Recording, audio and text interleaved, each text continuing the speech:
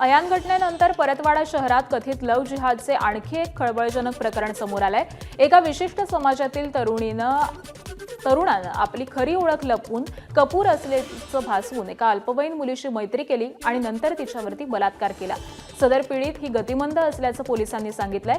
तर या प्रकरणात परतवाडा पोलिसांनी अचलपूरच्या अशरफपुरा इथं रहिवासी असलेल्या मोहम्मद शरीफला अटक केलेली आहे। या घटनेमध्ये हिंदुत्ववादी संघटनांमध्ये तीव्र संतापाची लाट उसळली आहे।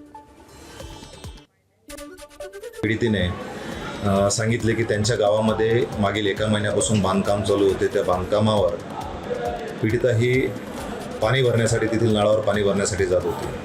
15 दिवसापूर्वी त्याच बांधकामावर काम करत असलेल्या काही इसमाने एका चिठ्ठीवर मोबाईल क्रमांक लिहून पीडितेचा एक लहान मामे भाऊ आहे त्याच्याजवळ तो नंबर दिला।